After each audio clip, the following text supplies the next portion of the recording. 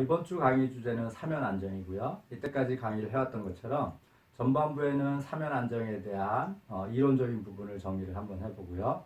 그리고 후반부에는 기출 문제를 여러분들하고 같이 이제 풀어보겠습니다. 자, 사면이란 뭐냐, 슬롭이란 뭐냐, 뭐 이런 거다, 뭐 이런 선언적인 얘기가 있었고요. 사면의 이제 종류를 여러 가지 형태로 나눌 수 있는데, 이거는 뭐 여러 다양한 방법으로 나눌 수 있는데, 그 중에 이제 첫 번째가 뭐냐면, 유한사면이냐, 무한사면이냐, 이런 얘기예요. 그래서, 유한사면이다 하는 거는 뭔가 한계가 정해진 거고, 무한사면이면 굉장히 뭐 무한하다, 이런 얘기죠. 언어적으로 보면. 자, 그런데 무엇이 유한하냐 하는 거냐면, 지금 파괴면이 유한한 길이를 가진다, 이런 얘기예요. 그래서, 파괴가 될 때 이런 식으로 지금 파괴면이 지금 유한이 있는 거죠. 이런 것들을 우리가 유한사면이라고 얘기를 하고요. 자, 파괴면이 지금 이 면에 이 비탈면에 따라서 이렇게 있다고 보면 이게 어떻게 돼요? 이 아래 위쪽으로 계속 긴 방향으로 무한히 가는 이런 형태를, 물론 실질적으로는 이렇게 어딘가는 이제 유한이 끝나겠지만 요 가운데 요 과정을 본다면 이 파괴면이 무한히 있는 이런 것들을 우리가 무한사면이라고 얘기를 합니다. 자, 이 사면이 파괴되는 형태를 보면 다양하게 전 다음처럼 얘기를 해볼 수 있어요. 자, 이런 이제 파괴면이요, 원호 형태를 띠는, 그러니까 원의 일부분을 띠는 원호 활동 파괴가 있고요. 자, 파괴면이 원이 아니에요. 그래서 우리가 이런 걸 비원호 형태의 파괴면을 가진 비원호 파괴해 볼 수 있고요. 자, 이런 형태로 우리 트랜슬레이션이 병진을 하는 겁니다. 그래서 지금 이런 것들이 이제 무한사면의 이제 파괴 형태가 되겠고요. 자, 이질의 층이 있어서 파괴면이 지금 뭐 어떤 요 이질의 경계층에서 이제 파괴가 일어나는 거예요. 그래서 이런 것들 우리가 복합적인 어떤 파괴면의 형태를 가졌다 하고 얘기를 합니다. 자, 지금 이런 원호활동 파괴 형태는 일반적으로 이 집안이 균질하고요. 그러니까 흙이 거의 이제 똑같은 균질한 흙이고요. 그 다음에 강도 특성이 어떤 위치에 따라서 거의 유사한 경우, 그러면 이런 경우가 대표적으로 어떤 경우냐면 점성토이고 비배수 상태인 경우, 그러니까 이 강도가 상당히 지금 균질하고 재료도 균질하고 이런 경우에 일반적으로 이런 원호 활동 파괴 형태의 근접 파괴가 일어나고요. 그래서 나중에 여러분들 유한사면 해석을 할 때 일체법 이런 것들 시험 문제도 많이 언급되는데, 그런 것들이 이 대표적으로 원호 활동 파괴를 가정하고 해석하는 그런 경우가 되겠습니다. 자, 사면 안정을 해석을 하는데요. 첫 번째 무한사면의 안정 검토입니다. 그래서 요 밑에 나와 있는 결과물만 여러분들 정리를 해보도록 하겠습니다. 자, 특별한 경우인데요. 자, C가 0인 경우. 그러니까 이 점착력이 0인 경우예요. 자, 여기 C가 0인 경우고요. 자, 첫 번째 경우는 뭐냐면, 지하 수위가 없어요. 그러니까 지하 수위가 사면의 이 밑에 어디에 있는 이런 경우가 되겠죠. 그랬을 때 안전율은 어떻게 되냐면, 요 사면에 이루는 각 탄젠트 베타분의 자이가 아니고 파이죠. 이 집안의 내부 마찰각 탄젠트 파이의 비로 안전율이 형성이 된다, 이런 얘기고요. 만약에 지금 지표면에 지금 수위가 있다, 이런 경우에는 안전율에다가 이런 안전율에다가 앞에다 하나 곱해지죠. 뭐냐면 감마 세츄레이션 분의 감마 프라임의 탄젠트 베타 분의 탄젠트 파이가 된다. 그러니까 지금 물이 올라가면 안전율이 요 감마 세츄레이션 분의 감마 프라임이니까 요게 한 2 정도, 요게 1 정도니까 안전율이 반 정도로 떨어진다. 상당히 더 위험한 쪽으로 간다, 이런 얘기고요. 자, 이 정리를 하는데 또 하나는 뭐가 있냐면, 지하 수위가 지표면에 있는 게 아니고 지하 수위가 있고요. 물 안에 수중에 이런 비탈면이 있어요. 자, 여기가 베타예요. 그러니까 지금 이 상황하고는 차이점이 있죠. 왜냐하면 이거는 수위의 밑에 있을 뿐이고, 이거는 수위가 지표면과 나란히 있는 경우입니다. 이럴 때 안전율도 마찬가지로 지금 이 지하 수위의 침투 영향을 안 받기 때문에 안전율은 다음과 같이 동일한 결과물을 얻게 됩니다. 자, 여기서 여러분들이 C가 0이 아닌 경우에 안전율을 어떻게 구하느냐? 다 지금 구해져 있지만, 이 결과물들은 유도하기도 상당히 과정이 복잡하고 결과물로 나온 안전율에 대한 수식도 조금 복잡한 형태를 띄어요. 그래서 만약에 기사 시험에 C가 0이 아닌 경우에 안전율을 결정을 해라 하고 지금 문제가 주어진다면 만약에 저라면 기꺼이 틀리겠습니다. 그러니까 그러한 문제가 나올 가능성이 크지도 않지만 설사 나온다고 하더라도 그거는 그냥 찍어서 풀 수밖에 없는 뭐 그런 문제라고 생각이 됩니다. 자, 그 다음에 유한사면의 이제 안정해석이에요. 그래서 이 첫 번째는 뭐냐면 사면의 이 안전을 저하하는, 그러니까 안전율을 떨어뜨리는 요인이 뭐가 있나 하는 것들을 한번 살펴볼게요.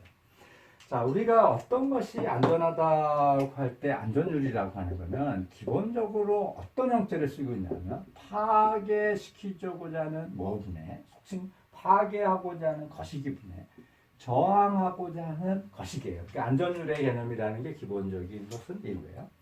그래서 제가 이렇게 거시기 뭐 이렇게 쓴 거는 뭐냐면 이게 힘일 수도 있고요. 때에 따라서는 동수경사일 수도 있고요. 때에 따라서는 뭐 온도 변화일 수도 있습니다. 뭐 다양하게 있는데 대부분의 힘이고 응력이죠. 자, 그래서 파괴하고자 하는 뭐와 저항하고자 하는 뭐의 비로 우리가 안전율이 결정되죠. 그래서 저항하고자 하는 것들이 파괴시키고자 하는 것들이 더 크면 안전율이 1보다 크고 안정한 상태로 우리가 이제 평가가 되는 이런 지금 이 상황이죠. 자, 그러면 사면을 위험하게 하는 요인은 두 가지예요. 하나는 파괴시키고자 하는 요인이 증가하는 경우 안전율이 떨어지죠. 또 하나는 저항하는 이런 요인이 떨어지는 경우로 생각해 볼 수 있습니다. 최악의 경우는 어떤 거냐면 이러한 어떤 현상이 파괴하고자 하는 것을 증가시킨과 동시에 저항하는 것을 떨구는 거예요. 가장 어떻게 보면 대표적인 게 뭐냐면 여름철에 이 비가 와서 집안이 상당히 이제 무거워지면서 포화 상태로 증가하는 겁니다. 그러니까 흙이 무거워지면서 파괴하고자 하는 하중이 증가한과 동시에 흙이 물을 먹으면서 강극수압의 영향에 의해서 유용력이 떨어져서 강도가 떨어진 거예요. 저항 요소가 떨어진 거예요. 그래서 여러분들 여름철에 이 폭우가 오고 할 때 상당히 위험한 상황으로 이제 많이 이제 갈 수가 있죠. 자, 그래서 이런 것들을 지금 좀 정리를 해본 겁니다. 자, 외부 하중에 외적으로 전단 응력 파괴시키고자 하는 것이 증가하는 거예요. 어떤 요인으로 외력이 증가하거나 함수비 증가로 자중이 증가하거나 굴착에서 균열이 발생했거나 지진 폭파에 의한 진동 하중이 추가적으로 작용했거나 뭐 등등입니다. 자, 전단 강도를 감소시키는 이 저항하는 요소를 감소시키는 게 뭐냐면 지금 이 사면에 있는 이 재료 중에 점토, 뭐 팽창성 이런 점토가 있을 때 이런 것들이 물을 먹으면서 팽창해서 강도가 떨어지는 것, 강국수압이 증가해서 유용력이 감소하는 것, 흙이 다짐이 불충분한 경우, 또는 지금 뭐 동상으로 해서 아이스렌지, 빙편이 생겨서 어떤 얼었다 녹았다 하면서 강도가 저하하는 것들, 뭐 다양한 요소들이 있겠습니다. 그래서 지금 사면이 위험해지는 요인들이 다음처럼 있다 이런 거고요. 자, 이런 것들은 너무나 이제 당연한 어떤 것이라서 여러분들 이 기사 시험에 본다면 뭐 특별히 이렇게 언급되고 하지는 않는데 이게 좀 그래. 기사 시험은 시험일 뿐이라서 기사 시험만 준비한다면 뭐 이제 서론적인 거를 대략적으로 여러분들이 이해하시면 끝나는 문제이긴 하지만 실질적으로 이제 엔지니어 여러분들 공학적인 어떤 판단을 해야 된다면 저런 요인들을 구체적으로 얼마만큼 어떤 정도의 영향을 상당히 많이 미치는가. 그러니까 예를 들면 이런 겁니다. 여기 이제 기사시험 때문에 제가 이런 얘기를 길게 못하는 게 여름에 비가 오는데 지금 사면이 불안해요. 그러면 즉시적으로 취할 수 있는 액션이 무언가? 그러니까 비가 오면 왜 불안해요? 자, 이유는 뭐였어요? 자, 비탈면이 맞아서 흙이 무거워져서 외력이 증가해요. 자, 비를 맞아서 함수비가 증가해서 흙이 약해지고 최악의 경우는 어떻게 돼요? 함수비가 증가하는 정도가 아니라 흙이 완전히 포화되면서 강극 수압이 생겨서 유용력이 지금 어떻게 떨어져서 강도가 떨어져요. 자, 그러면 이런 상황에서 그러한 현상을 막을 방법은 뭐냐 이거예요. 비를 내가 가시면 신이면 비를 당장 멈추면 오케이 그렇죠. 그런데 그럴 수는 없잖아요. 그러니까 우리가 이럴 상황에서 어떻게 돼 비탈면으로 들어가는 물을 최대한 억제를 해야 되니까 첫 번째가 배수로를 확보하는 문제, 두 번째는 이 어떻게 보면 사면 표면에 우리가 거적덮기 그러니까 이 방수포를 덮어서 물이 직접적으로 들어가긴 들어가지만 최대한 방어를 해서 아까 했던 그런 현상을 막아내는 과정들이 필요하다. 제가 지금 일부 이런 얘기를 드렸지만 이러한 특수한 케이스들은 굉장히 다양한 경우에 생깁니다. 그러한 공학적인 판단을 하는 것들이 여러분들이 어떤 기술자적으로 가질 소양인데 지금은 이제 그런 얘기를 하면 그게 기사 시험에 나와요 막 이러니까 조금 그런 설명은 최대한 억제를 하고 시험을 보기 위한 부분을 위주로 여러분들한테 얘기를 하도록 하겠습니다. 자, 사면 안정을 그러면 어떻게 해석을 하느냐 이런 얘기. 아까 무한사면은 뭐 이런 식으로 결정이 됐어요. 무한사면이 그렇게 결정이 된 거는 파괴면이 지금 파괴면이요. 우리가 지표면과 나란히 있지 않다면 요가 나란히 있지 않고 이런 식으로도 이런 식으로 있다면 유한사면이 되는 거고요. 그래서 지표면과 나란히 일어나는 지금 상태가 무한사면. 그러니까 무슨 얘기냐면 이렇게 일어날 거냐 이렇게 나란한 것 중에 어떤 것이 나란할 거냐 문제인데 기본적으로는 어떤 식의 파괴면이 있다고 해도 아까 같은 경우는 똑같은 결과를 얻기 때문에 우리가 해석이 굉장히 단순했어요. 자, 이에 반해서 지금 유한사면을 해석하는 거는 조금 어려운 게 하나가 이제 봉착을 합니다. 자, 어떤 게 이제 어려움을 봉착하냐면 이 사면이 자, 무너질지 안 무너질지 모르는 걸 이제 검토를 하는 겁니다. 그러면 파괴가 될 때 어떤 형태로 파괴가 될 거냐? 이 파괴면을 우리가 해석적으로 바로 잡아내는 게 지금은 불가능해요. 그래서 어떤 걸 가정을 하냐면 이렇게 파괴되리라고 가정을 해요. 이게 지금 뭐냐면 가상 파괴면이에요. 이런 파괴면에서 이 사면이 이렇게 무너진다고 생각을 했을 때 파괴가 일어날 거냐 안 일어날 거냐에 대해서 안전율을 결정을 합니다. 그래서 얼마가 나왔어요? 1.5, 뭐 1.7 나왔어요. 자, 1.7이면 좀 불안한가? 자, 2.5 하고 나왔어요.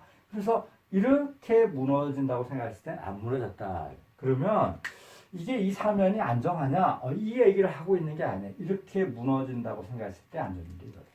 그러면 가상 파괴면을 다시 한번 가정을 합니다. 자, 이렇게 파괴가 된다고 생각을 했을 때 지금 안전율은 얼마인가 계산했더니 안전율이 지금 만약에 예를 들어서 1.9였어요. 되겠네요. 그럼 다른 또 가상 파괴면을 가정을 할 수 있겠죠. 그래서 가상 파괴면을 다양하게 수없이 가정을 해보고요. 가정을 해보고 그 중에서 최소의 안전율을 갖는 거를 지금 뭐냐면 이 사면의 최종적인 안전율로 결정을 하는 겁니다. 그런데 여러분들 이 사면의 안전율이 얼마입니까? 이런 거를 기사시험에 내면 결국은 못한다 이런 얘기죠. 가상 파괴면을 지금 하도 많아서 가정이 계산이 안 되니까. 자, 그러면 시험 문제 여러분들 나올 수 있는 거는 뭐밖에 없냐면 가상 파괴면을 주는 거예요. 사면이 있고요. 자, 이런 가상 파괴면이 있을 때 이거에 대한 안전율은 얼마입니까? 이게 이제 시험 문제에 나올 수밖에 없는 거예요. 그죠? 자, 가상 파괴면을 가정하고요. 이 가상 파괴면의 안정 해석을 해서 최소 안전율을 결정합니다. 자, 근데 가상 파괴면을 이런 파괴면을 가정을 할 때 이런 원호 형태로 파괴를 가정을 할 수도 있지만 이런 비탈면이 있을 때 가장 단순하게 계산하기 쉬운 건 어떤 거겠어요? 이런 직선으로 파괴가 된다 하고 가정해요. 그래서 이걸 우리가 평면 파괴에 의한 가정이라고 얘기를 하고요. 지금 상당히 사면이 가파른 그러니까 이런 수직에 거의 이런 가까운 경우에 이런 직선 파괴 형태를 일반적으로 띄죠. 그러니까 이거는 이 얘기하면 좀 더 복잡해. 하여튼 생각을 합니다. 그래서 이런 경우에는 우리가 평면 파괴에 우리가 쓰고요. 나중에 이런 거에 근거해서 여러분들 수직으로 굴착할 수 있는 굴착 깊이, 이게 여러분 토합 이론에서 나왔던 인장균열 깊이, 그거의 뭐 2배, 뭐 이런 형태로 이제 여러분 확장을 해 나가고요. 다시 여기에 뭐 작용하는 전단 강도 이론하고 해서 약간의 얘기를 이제 추가를 할 겁니다. 자, 두 번째는 지금 뭐냐면, 이런 원호 형태로 파괴를 가진한 거예요. 그래서 앞에 말씀드렸듯이 균일한 점성토의 비교 상태면 이런 원호 활동 파괴가 일반적으로 잘 적용이 되고요. 실제 파괴면은 뭐 다양하게 지금 이제 적용이 되는 거죠. 자, 그런데 지금 보시면, 자, 여기에 이쪽에 걸리는 이게 파괴면이에요. 가장 파괴면. 여기에 걸리는 강도와 여기에 걸리는 강도가 같지 않다면, 서로 다르다면, 그러면 이제 문제가 이제 더 복잡해진 겁니다. 더 복잡해졌어요. 그래서 만약에 전체 걸리는 강도가 여기나 여기나 다 같다. 그러면 이런 경우는 어때요? 파이 u 이퀄 0인 경우, cu만 작용하는 이 비교 상태입니다. 이런 경우에는 해석이 쉽죠. 자, 그런 경우를 그렇게 푸는 걸 우리가 일체법하고 이제 부릅니다. 일체법하고 부르고, 자, 전단 강도가 다 같지가 않아요. 일반적으로. 그래서 이쪽에 있는 전단 강도를 구하기 위해서 이거를 잘라요. 슬라이스로. 그래서 얘를 우리가 절편으로 잘랐다 하고 얘기를 하고요. 요 절편에 해당하는 전단 강도를 다 결정을 하는데, 이런 것들을 우리가 절편법하고 분할법하고 이제 부릅니다. 그래서 지금 이런 절편법은 지금 층이 어떻게 돼요? 비균질하게 지층을 이루어도 상관이 없고요. 여기에 전단 강도를 개별적으로 결정을 하다 보니까 우리가 배수 상태에서, 그러니까 유효응력 상태에서 강국수압을 고려해서 해석을 행할 수도 있습니다. 그러면 여러분들 어때요? 이런 아까 일체법보다는 이 절편법이 조금 더 보편적으로 우리가 이제 적용될 수 있는 방법이다 하는 것을 이제 생각해 볼 수 있습니다. 자, 그러면 이제 절편법을 조금 얘기를 해보면, 자, 이게 어떤 하나의 절편이 있어요. 절편이 있어요. 자, 여기가 파괴면입니다. 파괴면의 강도를 결정하기 위해서는 타워 F를 할까요? 타워 T를 할까요? 타워 F를 결정하기 위해서는 뭐가 필요하냐면, 요 면에 걸리는 수직 응력과, 결국 수직 응력이에요. 강수 아까 나눠서 이제 결정을 해야 되는데, 자, 이놈을 결정을 해야 되는데요. 요 토체 무게가 있고요. 자, 절편에서 또 다른 힘이 절편의 수평 방향인 수직 방향 힘들이 이제 작용을 하고 있는 겁니다. 자, 그런데 안타깝게도 지금 이 우리가 알고 있는 기본적인 방정식, 이런 요 힘을 결정하기 위해서 방정식이 지금 평면에서 우리가 힘평형 방정식밖에 없어요. 그런데 미지수가 너무 많아요. 그래서 이거를 구할 수가 없네요. 그래서 누구는 어떤 가정을 하고 이제 구하고, 누구는 어떤 가정을 하고 이제 이것들을 접근을 해 나갑니다. 자, 그래서 여기 슬라이드가 좀 올려놓고 할까요? 자, 그래서 지나갔네. 애매하게. 아이고. 이렇게 볼까요? 그래서 여기 지금 페르니우스 방법이 있고요. 그 다음에 비샵의 심플파이드 간편법이 있고요. 스펜서 방법이 있는데, 자, 대표적으로 많이 쓰이는 거는 지금 비샵의 이제 간편법이에요. 근데 이제 어떤 가정을 했는가 하는 것들은 여러분들이 기억을 하셔야 돼요. 문제에서 이제 나오기 때문에. 자, 페르니우스는 이 모든 거에 작용하는 합력이 0이다 하고 가정을 합니다. 자, 여기서 내가 x1, x2, e1, e2 힘이라고 한다면 이 힘이 합한 게 0이에요. x1 빼기 x2가 0이고 e1 빼기 e2가 0이에요. 이런 가정을 한 게 지금 뭐냐면 페렐리우스가 지금 스웨덴이시, 그러니까 스웨덴 방법 이렇게 쓰는데, 자, 이런 지금 가정, 이거 좀 가정을 어떻게 했냐면 아주 무모하다 그런 표현은 좀 그러네. 그래서 좀 강력한 가정을 하고 있는 거죠. 이렇게 하고 있어요. 자, 비샵은 가정을 이렇게까지 안 해도 문제를 풀겠다. 그래서 수직 방향에 있는 요 힘의 합만 0이다. x1 빼기 x2는 0이다 하고 이제 가정을 합니다. 그러면 비샵의 가정사항이 조금 적은 거죠. 그러면 결론적으로 보면 이래요. 비샵의 가정사항이 적었으니까 실제 문제와 조금 더 잘 적용이 되겠구나 이런 생각도 해볼 수 있고요. 또 하나는 가정상황이 적다 보니까 문제를 푸는 과정 중에 굉장히 조금 귀찮음이 있겠구나. 그러니까 이 풀이 과정이 좀 복잡하겠구나. 뭐 이런 거예요. 그런데 이게 이 명칭을 지금 B샵의 심플파이드 단순법 이렇게 붙여놨지만 어떻게 보면 B샵의 방법이 지금 페르니스 방법보다 훨씬 더 복잡한 거예요. 그래서 풀이 과정도 우리가 트라이 앤 에러 시선법이라고 하나요? 이런 식으로 이제 문제를 풀게 되고요. 실제 거동하고도 상당히 조금 잘 좀 매치가 되는 부분이 있고요.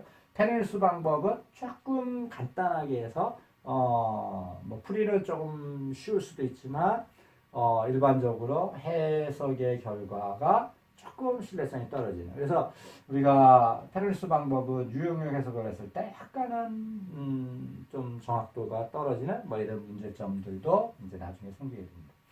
자, 지금 그래서 지금 여러분들 이제 기사 시험이잖아요. 이 얘기를 이제 끝없이 하면 모르는데, 자, 이게 실제 문제에서 문제를 풀 때, 우리가 공학적으로 이 페르니스나 비샵의 방법이 손으로 할 수 있는 방법은 아니에요. 그러니까 이 손계산으로 이게 사면 안정을 해석을 한다는 게 거의 불가능한 건데, 이런 단순한 반복 작업을 죽어라 잘 할 수 있는 게 컴퓨터잖아요. 그래서 지금은 이 컴퓨터의 계산 능력에 도움받아서 실질적으로 이런 방법들로 많이 합니다. 현업에서 지금 비샵의 간편법 이런 로직을 가지고 많이 해요. 그러다 보면 시험 문제 낸 사람이 내고 싶잖아요. 그런데 이걸 손계산을 못 시키는 거예요. 그럼 어떤 거를 문제를 내겠어요? 지금 이런 절편법에 있어서 어떤 특성이 있느냐 이 정도는 여러분들이 알아라 하고 이제 문제를 내는 거예요. 그래서 좀 전에 제가 말씀드린 페르니스 방법, 비샵의 방법 이런 것들의 특성 이런 것들을 여러분들 충분히 이해를 하셔야 됩니다. 자, 그 다음은 지금 이제 실제 문제를 푸는 이런 상황으로 이제 가봅니다. 자, 이게 적다가 자꾸 파이요. 파이가 0인 이런 비교 상태, 균질한 사면에 대해서 일반적으로 이런 원호 일체법 파괴면이 원호의 일부분이고 이게 원의 일부분이에요. 그러니까 이 원의 여기 한 부분이다 이런 얘기 파괴면이 원의 그러니까 중심이 이렇게 있으면요. 이게 원의 일부분으로 이렇게 형성이 된 거다 이런 얘기. 지금 원의 일부분 같지 않아요? 뭐 그려놓고 보니까 좀 이게 원의 일부분이라는 얘기예요. 그래서 이런 경우에 안전율은 어떻게 결정합니까? 하는 것들은 지금 여러분들이 손으로 계산될 수 있기 때문에 시험 문제 그러면 사면의 안전율을 결정하셔 하고 여러분들이 문제를 낼 수 있다는 거죠. 자, 어떤 건가 봅시다. 자, 이쪽에 파괴면에 정확하게 보면 가상 파괴면에 걸리는 지금 강도가 지금 CU의 강도를 가지고 있어요. 다 일정한 거죠. 자, 그러면 요 5점에서 모멘트를 본다면 요 토치의 무게에 의해서 얘가 돌리려고 해요. 그러니까 파괴시키려고 하는 거죠. 그런데 이놈이 저항하고 있어요. 그러면 안전율은 어떻게 돼요? 파괴시키려는 것이기분에 저항하는 것인데 지금 이런 일체법에서는 어떻게 되면 파괴시키려는 모멘트 어느 점에서 요 5점을 기준으로 저항하는 모멘트 어디? 여기 5점에서 이런 식으로 안전율을 우리가 계산을 해낼 수 있습니다.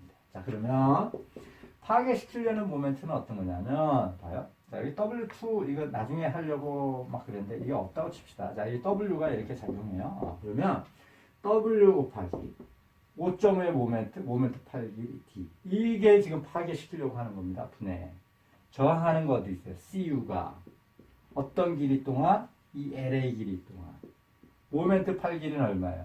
이게 원의 일부분이잖아요. 원의 여기에 접선은 항상 90도를 이루죠. 그죠? 그래서 요 길이가 모멘트 8 길이가 이쪽에서도 어떻게 돼? 이거에 수직이고 여기서도 어디서도 얘가 수직이니까 모멘트 8 길이가 요 원의 반지름 이렇게 되죠.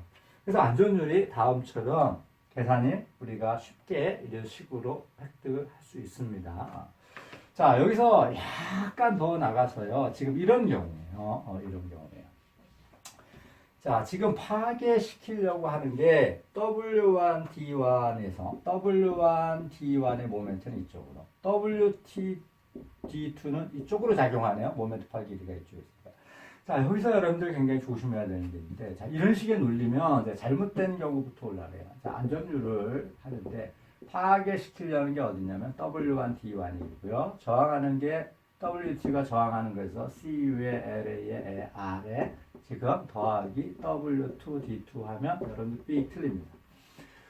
자, 이게 왜 틀렸냐 하면 이런 이제 실수를 하지 마시라 하는 게 뭐냐면 기본적으로 안전율이라고 하는 게요. 파괴시키려는 거와 저항하는 게 비해 이거는 맞지만 조금 더 깊게 들어간다면 뭐냐면 파괴시키려고 하는 작용하는 파괴면에 작용하는 전단력과 저항하는 전단 강도에 비해요. 엄밀하게 이제 그러면 안전율은 여러분들 어떻게 써줘야 되냐면 이게 외력에 의해서 전단력이 이만큼 생기니까 얼마만큼? W1, D1 빼기 W2, D2만큼이 전단력이 생겼고요. 얼마만큼이 저항할 수 있냐면 CU의 LA의 R만큼. 위의 식하고 틀리죠, 그죠? 그래서 위의 형태로 여러분들 푸시면 안 됩니다. 안 돼요. 그래서 나중에 여기다가 뭐 여러분들 옛날에 우리 토일역학 여러분들 들으실 때는 다양한 케이스에 대해서 문제를 여러분들한테 언급을 한 정도 있었습니다. 그것도 여러분들 기억을 해 두시고요. 자, 그 다음에 지금 뭐냐면 직립사면이에요. 자, 이게 그러니까 이 사면이 이렇게 돼 있을 때 안전율을 이제 결정을 하는 겁니다. 자, 그러면 여러분들이 이런 수직으로 굴착 가능한 깊이, 토합론에서요, 수평 토합론에서 지금 뭐를 했냐면 인장균열 깊이의 2배만큼이 우리가 수직으로 굴착 가능하다 이런 얘기를 했었습니다. 지금 요 부분은 여러분들 깊게 설명하면 끝이 없으니까 뭐 요 정도로 이제 가늠을 합니다. 자, 그래서 2배 지금 인장균열 깊이 이걸 15대우니까 감마 루트 KA분의 2C 그래서 어떻게 쓰냐 감마 루트 KA분의 4C 이게 지금 뭐냐면 수직으로 됐을 때의 뭐냐면 이 깊이에요. 그래서 얘를 한계 높이라고 HCR라고 이렇게 쓸 수 있고요. 자, 만약에 이런 상황에서 파이가 0이에요. 그러니까 비변 상태라 이런 얘기죠. 그러면 파이가 0이면 KA는 어떻게 돼요? 계산해 보시면 1입니다. 1. KA도 1이고 KP도 1이에요. 1이에요. 그러면 식이 어떻게 정리돼요? HCR은 지금 감마분의 4C 이렇게 지금 써지잖아요. 그죠? 자, 그런데 지금 여기서 8가 0이다 하는 얘기는 이거 약간 문제를 위한 문제긴 한데 자, 여기가 지금 뭐가 있냐면 C가 있어요. 요거에 뭐예요? 8가 0이니까 얘가 QU 일축합축 강도죠. 그죠? 그러면 요 4C가 여기가 어떻게 돼요? QU는 2배 C잖아요. 그러면 식을 바꾸면 감마분의 2QU 일축합축 강도 이렇게 수식을 정리할 수도 있겠네요. 그죠? 수직으로 됐을 때. 그런데 이거는 저는 개인적으로 조금 이런 문제를 문제는 낼 수 있는데 실질적인 문제에서 그러면 이 구착 깊이를 파이가 0이라고 가정하고 이렇게 하는 게 합당하냐? 이건 좀 다른 얘기여서 조금은 문제는 성립을 합니다. 더 이제 좀 제 개인적으로 이런 형태의 문제 내는 거는 좀 탐탁치는 않다. 일축합축각도까지 넘어가면은 이론적인 전개를 너무 오버해서 간 거 아니냐 하는 생각도 있습니다. 자, 그래서 안전율은 어떻게 되냐면 H분의 HCR. 자, 이게 H고요. 높이고요. 아까 HCR을 구했죠. 그래서 구한 거와 높이의 B. 그러니까 지금 현재 높이와 최대로 내가 안 무너뜨릴 수 있는 높이의 B로 안전율을 일반적으로 우리가 정리해서 쓰게 됩니다. 자, 또 하나 문제가 이런 게 있어요. 이런 문제가 나가면 약간은 여러분들이 난이도가 기사시험 난이도에서 약간은 커질 수가 있는데 자, 이렇게 직선으로 파괴됐다. 그러면 여러분들 직선으로 파괴됐을 때 토체의 무게가 W고요. 그러면 이렇게 어떤 여기 베타라고 할까요? 세타라고 할까요? 그러면 얘가 어때요? W의 이쪽 방향 사인 세타만큼 여기에 W의 코사인 세타만큼 있어요. 그러면 얘 파괴시키려는 게 이거고요. 자, 여기에 W 코사인 세타만큼이 이쪽에 저항을 하죠. 그럼 얼마만큼 저항하겠어요? 타워 F는 C 더하기 시그마 프라임의 탄젠트 파이니까 수직력이 W 코사인만큼 있고 C가 얼마만큼 있을 수도 있고 없을 수도 있지만, 자, 그러면 저항하는 요소는 얼마만큼이냐면 C의 이쪽 길이 L 더하기 요 수직력이 W 코사인 세타의 어떻게 탄젠트 파이만큼이 얘가 어떻게 돼요? 저항하는 요소예요. 요 놈이 파괴시키려는 요소예요. 그럼 안전율은 어떻게 돼요? 파괴시키려는 거 W 사인 세타네. 저항하는 거 CL의 W 코사인 세타의 탄젠트 파이 이런 식으로 이제 정리가 됩니다. 네, 간단하게 지금 뭐 결과물만 지금 보여드렸지만, 자, 그래서 지금 우리가 직선 파괴로 가정을 할 때 안전율을 지금 다음처럼 결정하는 것도 여러분들이 약간의, 그러니까 이 정도면 기사 시험을 거의 좀 완벽한 수준으로 이제 마치겠다 이런 욕심인데, 어쨌든 간에 그것까지도 기억을 한 번 정도 해두시면 괜찮습니다. 자, 그 다음은 그런 거로 봅시다. 자, 여기까지 쭉 됐고요. 됐고요. 자, 그 다음에는 이런 거예요. 자, 이게 과거의 산물이긴 한데, 대략적으로 사면의 안전율을 이제 결정하는 이런 겁니다. 자, 이 사면이, 무너지냐, 안 무너지냐 했더니, 일체법으로 쓰던 이런 가상 파괴면에 대해서 절편법으로 쓰면 더 복잡하고 아주 죽어라 계산하고 해야 되는 거예요. 야, 이거를 죽어라 계산하고 하기에는 계산량이 너무 많죠. 그래서 옛날에는 어떻게 했냐면, 야, 이거를 좀, 이 수치적으로 최소 안전율을 다양한 가상 파괴면에 갖는 안전율을 미리 좀 구해서 얘를 해석적으로 줄 수는 없을까? 뭐 이런 고민을 한 거예요. 그래서 지금 페레리스 또 나왔네요. 테일러 나왔고요. 자, 그래서 지금 이럴 때, 이 조건에서의 지금 뭐를 구했냐면 다음처럼 안전율을 이렇게 결정합니다 하고 수식을 제한하고 있어요. 자, 그래서 지금 여기 있는 이 안전계수를 이용해서 푼다, 이거 안전율을. 그럼 얘는 어떻게 되느냐? 이게 표나 뭐 그림으로 나오는 거예요. 시험지에 준다면 얘는 주어지는 값이에요. 주어지는 값입니다. 그러니까 여러분들이 특별히 걱정을 안 하셔도 상관없어요. 근데 이런 수식을 외워라, 이런 얘기죠. 그죠? 그러니까 안전율은 얼마입니까? 그러면 여기에 높이가 있고요. 감마가 있고요. 여기 C가 얼마가 있어요. 파이가 얼마가 있는데, 자, 파이는 안전계수를 결정하는데 이용이 돼서 여기에 들어간 거예요. 그래서 이 사면의 안전율은 다음처럼 결정이 됩니다. 계산할 수 있잖아요. 그죠? 이렇게 하셔야 되고. 자, 이 정의를 지금 두 개를 왔다 갔다 하면서 이게 사람을 헷갈리게 만드는데, 이게 뭐냐면 안정계수고요.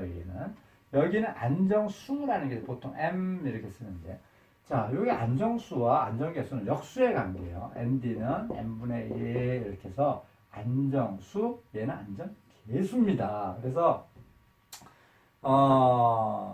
둘을 헷갈리게 만들어 놓은 거죠. 그래서 여러분들이 어쨌든 간에 문제 주어진 것이 안정계수인지 안정수인지 구별을 하셔야 돼요. 좀 귀찮네? 그래도 지금 어쩔 수 없습니다. 그래서 잠깐이라도 이게 안정계수면 이렇게, 안정수로 주어졌을 때는 어떻게 씁니까? 얘가 ND를 구해서 n분의 1에 이렇게 쓰니까 완전히 바뀐 내용이죠. 그래서 좀 조심하시고요.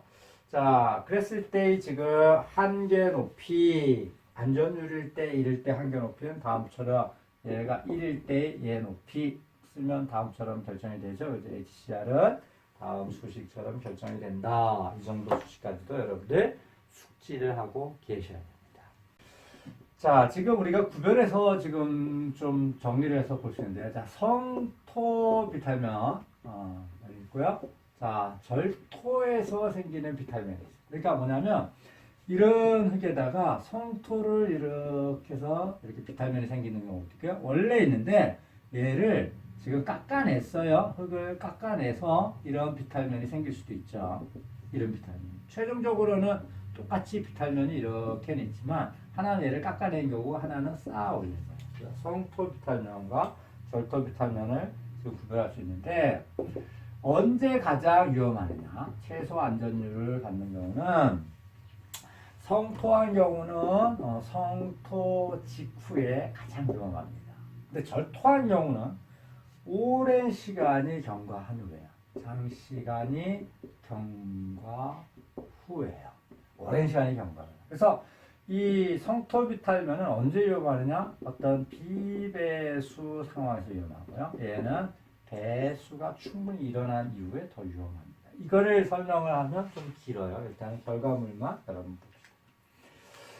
자, 여기에 지금 하나 구체적으로 하나가 더 있었죠. 자, 댐이에요. 댐이라는 이제 성토비탈면이에요. 그러면 댐은 이렇게 물이 이렇게 있는 상류축과 물이 빠져나가는 하류축이 있어요. 자, 무너질 때 상류축이 이렇게 파괴될 수도 있고 하류축이 파괴될 수도 있는데 상류축과 하류축이 있다면 언제 가장 위험하냐? 최소 안전율을 갖는 게 언제 위험하냐? 상류축은 수위가 급강하할 때입니다. 물이 찼다가 물이 확 없어지는 거예요. 그럼 어떻게 되면 여기 전단, 그러니까 이 강국수압은 충분히 내가 갖고 있는 상태에서 전단력이 확 생기니까 굉장히 위험하다. 급격하게. 천천히 빠지면 어떻게 되냐면 전단력은 증가하지만 강국수압이 솟아내면서 유용력을 회복하기 때문에 좀 덜 위험합니다. 하류축은 언제 위험하느냐? 정상 침투 시에 위험하다. 그래서 이 정도까지는 여러분들 결과물로서 정리를 한번 해 두시는 것도 좋습니다.